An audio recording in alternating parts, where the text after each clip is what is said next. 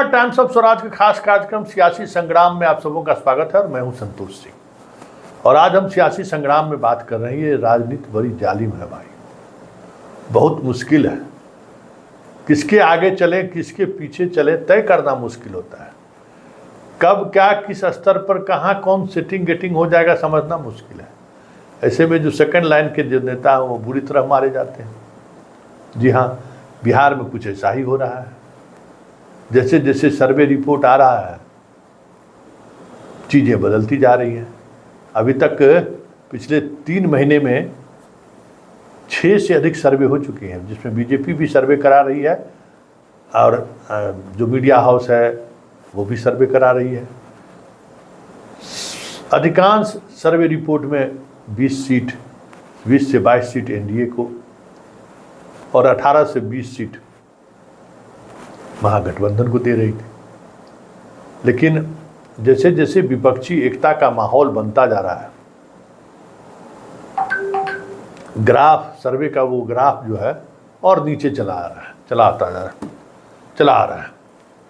अब 24 पर महागठबंधन, 16 पर मतलब 22 से 24, 16 से 18 ये ग्राफ ऊपर नीचे हो रहा है। वजह ये कहा जा रहा है कि महागठबंधन के वोट बैंक में जो सेंधमारी लगाने की बीजेपी की कोशिश चल रही है, उससे इतर बीजेपी के वोट बैंक में भी जो मोदी के कार्यशैली से नाराज है, ऐसे बहुत सारे वोटर हैं जो 2014-2019 में मोदी को वोट किया था। ऐसे बड़ी संख्या में वोट है। 5% वोटर का शिफ्टिंग इस तरीके से है। जो पिछली बार मोदी को उसने वोट किया था वो इस बार मोदी को वोट देने के लिए तैयार नहीं है। ये सर्वे रिपोर्ट का अपडेट है और इसी को लेकर बीजेपी बेचैन है और उस 5% वोटर को फिर से कैसे अपने साथ जुड़े इसकी कोशिश हो रही है। क्योंकि नीतीश कुमार के वोट बैंक में बहुत ज़्यादा सेंधमारी की गुंजाइश नहीं है। 16% उसका वोट है तो 12 से 14% के बीच बहुत भी अगर बुरी स्थिति रही तो वो उतना वोट लाने में कामयाब होंगे। और अगर वो उतना वोट भी ले आते हैं तो 50+ महागठबंधन का वोट का रेशियो हो जाएगा। बहुत मुश्किल होगा हराना। लेकिन अगर मूलधन में ही अगर सेंधमारी हो जाए, मतलब जो बीजेपी का मूलधन वोट है, अगर उस वोट में ही अगर 14 और 19 की तुलना में कमी आ जाए तब तो बड़ा मुश्किल होगा। ऐसे में पार्टी अब नीतीश कुमार को लेकर, खास करके नीतीश कुमार को लेकर, बीजेपी और बीजेपी के सहयोगी दल में जो लाइनर पॉलिटिशियन है, जो अक्सर आक्रामक बयानबाजी करते हैं, उनसे अब बीजेपी फिर से दूरी बनाना शुरू कर दिया। और आने वाले दिनों में इस वजह से चिराग पासवान शिकार बन जाए तो कोई बड़ी बात नहीं होगी। वैसे सम्राट चौधरी को भी ये सूचना दे दी गई है कि नीतीश कुमार पर इस तरीके का हमला न करें। जो आने वाले दिनों में अगर नीतीश की ज़रूरत पड़ी तो फिर बहुत सारी चीज़ें बदलनी पड़ न जाए। इसलिए नीतीश से उतनी ही दूरियां रखें जिस दूरियां को पाटने में समय न लगे।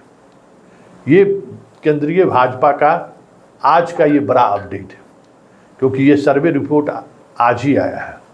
और इस सर्वे रिपोर्ट के आने के बाद जो हमारे बीजेपी में जो जानने वाले लोग हैं, जिनसे हमारी बातचीत होती है, खबरों का आदान प्रदान होता है, और अक्सर इस तरीके के सर्वे के दौरान हमारी भी राय जानने की कोशिश होती है कि आखिर हो क्या रहा है इस स्तर पर। बहुत सारी बातें उनसे होती है जो ये डाटाबेस पर जिनका पकड़ है या डाटाबेस पर जो सबसे ज़्यादा काम करने वाली बीजेपी की टीम है, वो टीम भी लगातार इस तरीके से जज करते रहती है और हम लोग बातचीत करते रहते हैं। वो उस डाटा टीम के जो सुप्रीमो है वो भी नर्वस है कि ये कैसे हो रहा है संतोष, जिसकी वजह क्या है। 5% वोट तो बहुत ज़्यादा वोट होता है। अगर बीजेपी के कोर वोटर में अगर 5% वोट इधर उधर हो जाए तब तो बहुत बड़ी बात है, तब तो बहुत मुश्किल होगा। और इसका असर सिर्फ बिहार में ही नहीं, इसका मतलब अन्य राज्यों में भी इसका असर है। तब तो ये चीज़ें सामने आ रही हैं। तो ये चीज़ें सामने आ रही हैं, ये इस बात के बाद ये कोशिश हो रही है कि जितने भी इस तरीके का बयानबाजी है, चिराग सबसे ज़्यादा हाइटेड बयान वो कर रहे हैं।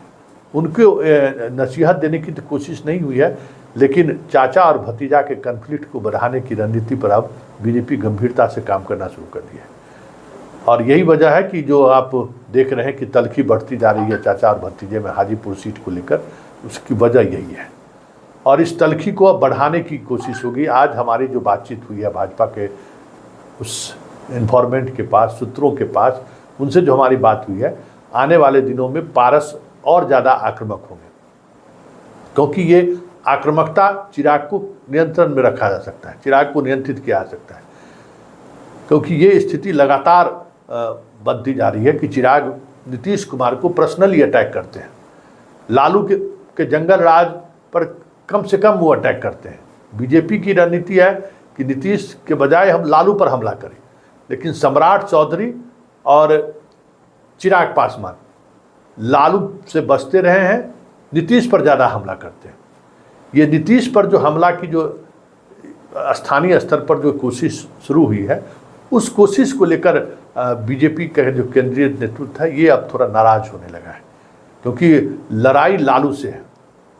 ये प्रधानमंत्री जब लालू पर हमला बोलते हैं, आज भी प्रधानमंत्री नीतीश कुमार पर इशारों में भी हमला करने से बचते हैं। शाह भी जो शुरुआती दौर में जिस तरीके से नीतीश पर हमला बोल रहे थे, अब नीतीश कुमार पर उस तरीके से हमला करने से बचते हैं। मोदी सीधे तौर पर अब लाल किला के प्राचीर से भी अगर हमला बोले लालू पर, तो ये समझने की जरूरत है। और लालू पर तो प्रधानमंत्री इस तरीके से बोलते हैं कि जमीन के बदले नौकरी देने तक की चर्चा वो कर जाते हैं। और आज जो कुछ भी ऑपरेशन चल रहा है ईडी का या सीबीआई का, वो सारा कुछ लालू के और लालू के परिवार के पर चल रहा है। ऐसे में लालू के भ्रष्टाचार, लालू के जंगल राज को लेकर जिस अंदाज में बीजेपी का हमलावर होना था चाहिए, जिस अंदाज में चिराग का हमलावर होना चाहिए था, वो अंदाज नहीं दिख रहा है। और हरी सहनी का नेता प्रतिपक्ष बनाया जाना, एक तरह से अब ये भी खबर आ रही है कि सम्राट चौधरी का पर कतरा गया है। वैसे सम्राट चौधरी 2 पद पर थे, तो उनका जाना तय था, और ये भी तय था कि बहुत जल्द उनसे वो पद ले लिया जाता। लेकिन प्रदेश अध्यक्ष सिर्फ अब उनके पास वो रुतबा नहीं रहेगा जो रुतबा नेता प्रतिपक्ष के रूप में होता है। तो ये खेल अब राष्ट्रीय स्तर पर होनी शुरू हो गई है, और बीजेपी अब ये मानने लगी है कि 2024 का चुनाव आसान नहीं है। ये पहली बार टीम बीजेपी के अंदर में इस बात को लेकर मंथन शुरू हुई है कि जो उनके पुराने साथी रहे हैं, एनडीए के जो पुराने साथी रहे हैं, चाहे ममता बनर्जी हो, नीतीश कुमार हो, नवीन पटनायक, तो समय के अनुसार बदल भी सकते हैं। यही स्थिति आंध्र प्रदेश के मुख्यमंत्री का भी है, जगन रेड्डी का। समय बदला तो वो भी बदल जाएगा, लेकिन 2 ऐसे चेहरे हैं, नीतीश कुमार और ममता बनर्जी, अगर वो कमिटमेंट के साथ अगर आगे, या चुनाव बाद भी चीज़ें अगर बदलती है, इस बात पर भी अगर सहमति बनती है या कुछ बात होती है, तो ये भरोसे के साथ ही हो सकते हैं। ये मंथन अब बीजेपी के अंदर होनी शुरू हो गई है, क्योंकि बीजेपी को अब ये लगने लगा है कि 2024 का चुनाव जिस तरीके से सोच रही थी टीम मोदी, उस स्थिति में चीज़ें अब सामने नहीं आ रही हैं। राहुल का ग्राफ लगातार बढ़ रहा है, और इस अंदाज में राहुल का ग्राफ बढ़ रहा है जो मोदी के लिए चैन की सांसें जो है थोड़ा ऊपर नीचे करना शुरू कर दिया है। लद्दाख से उन्होंने जो हमला बोला है, और पता है कि राहुल वहाँ अपना जो उनका कार्यक्रम था, उस कार्यक्रम को बढ़ा दिया है उसने। इसका मतलब जिस तरीके से मणिपुर जाकर लौटे और बड़ा विस्फोट हुआ, लद्दाख से लौटने के बाद राहुल कोई बड़ा विस्फोट कर सकता है, इस आशंका से भी बीजेपी घबराई हुई है कि चीन को लेकर कब्जा करने की बात आज राहुल ने शुरू कर दी है। तो ये सारी ऐसी परिस्थितियां बनती जा रही है, जिस परिस्थिति को लेकर बीजेपी अब अपने रणनीति में बदलाव लानी शुरू कर दिया है कि जिस तरीके से एग्रेसिव होकर विपक्ष पर, सीबीआई और ईडी पर कार्रवाई करने पर भरोसा जता रहे थे, अब आने वाले समय में आप देखेंगे कि इस तरह की कार्रवाई में थोड़ा विराम लगेगा, और इसका लाभ विपक्ष के ऐसे नेताओं को मिल सकता है, या लाभ मिले या न मिले, लेकिन थोड़ी राहत उन्हें मिल सकती है, क्योंकि अब तमाम तरह के संभावनाओं को इस नज़रिए से देखना शुरू की है बीजेपी कि 2024 में अगर बहुमत नहीं आया तो मोदी कैसे प्रधानमंत्री बनेंगे। क्योंकि मोदी का जो रवैया है या शाह का जो रवैया है, इस स्थिति में अगर 20 सीट भी कम हो गया तो फिर उन्हें समर्थन देने वाला दूसरा नहीं मिलेगा। ये धारणा अब बलवती होने लगा है।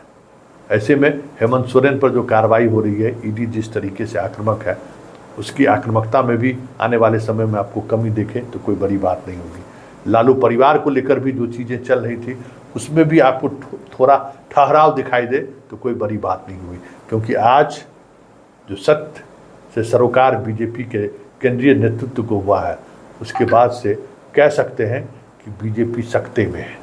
और बीजेपी 2024 को लेकर जिस तरीके से फील गुड वाली स्थिति में थी, अचानक उनके कैंप में एक अलग तरीके का माहौल बन गया। अब देखिए इस माहौल का मोदी और शाह के बॉडी लैंग्वेज पर और बयानबाजी पर क्या असर पड़ता है, ये तो 2-3 दिनों के अंदर बहुत सारी चीज़ें स्पष्ट हो जाएगी।